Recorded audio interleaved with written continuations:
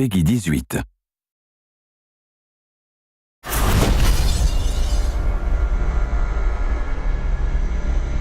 The thing we really wanted to do was give the player decisions to make, give the player choices and have some consequences to those choices. And some have lightweight or subtle consequences, and some are purely aesthetic.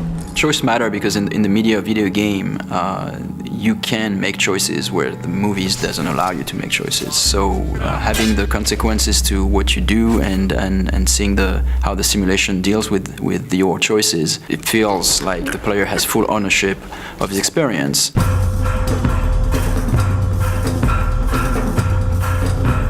My goal is that everything that the player wants to do, he should be able to do it.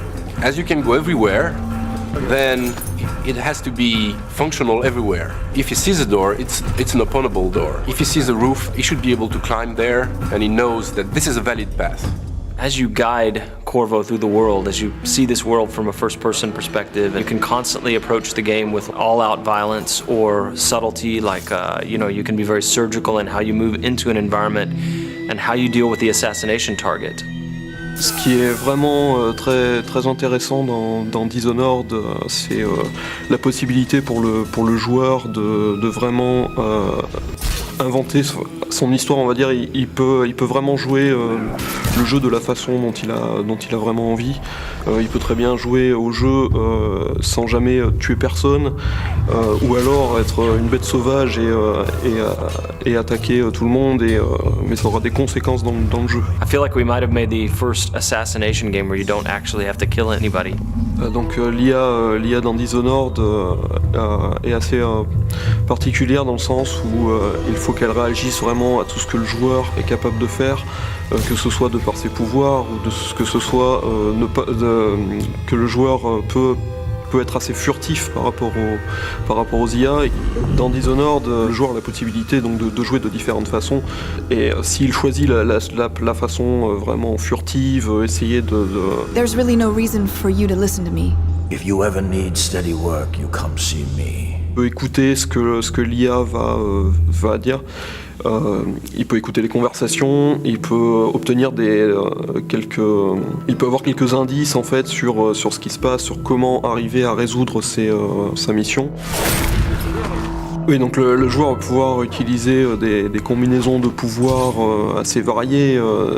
Par exemple, donc il va pouvoir arrêter le temps, commencer à utiliser l'arbalète pour tirer sur les différents ennemis. Les flèches vont prendre le cours normal du temps, tous les ennemis dans la pièce vont mourir. Il peut utiliser ça de façon... il peut utiliser des combinaisons complètement incroyables, et je pense que on va être assez étonné de ce que les joueurs vont être capables de faire. So when people play Dishonored, and once in a while they figure out something that just feels utterly creative to them and that they wouldn't have expected to be able to do in the game, that is a magic moment for us. That's what we live for. I watched a guy the other day do something I'd never seen in Dishonored before. He was running away after killing off a couple of high-profile assassination targets, 2 members of parliament, and he was up high on a balcony. And the jump would have killed him because it was maybe 4 stories up, but he had the possession power. And in our game, when you possess somebody, it's not like you leave your body behind and possess them with your mind. It's a corporeal thing, so you move physically into them, and then you pilot them around. And so he jumped off of this balcony 4 stories up and plummeted to the ground, and I thought he was going to die. He was on the pavement next to the river, but he was angling for this guard that was walking a patrol down there, and as he got close to the guard, he activated the possession power and moved into the guy, and it kills the inertia of the fall, and he lived and walked past the other guards who didn't know anything was wrong. And that is a moment you can't have in another game.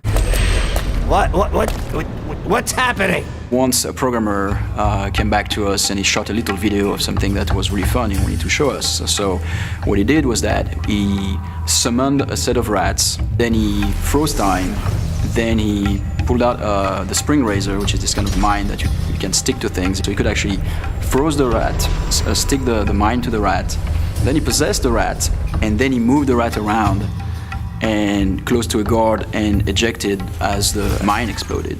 I think what is special to Dishonored is that the moment-to-moment emotion is great. In a shooter, for example, you know that shooting at a guy will kill you, and you have to take cover and progress, and well. But in Dishonored, you can combine things in a way that even the result can be unpredictable. For us, the thing that is a thrill is whenever we are surprised by the game. We see that for the first time, like a character responding to something, all those powers will chain together and still the simulation works. For us, it's really mind-blowing. What I like to do when I'm playing games, to share experiences. Every player experience would be pretty different. I would love the player to feel that.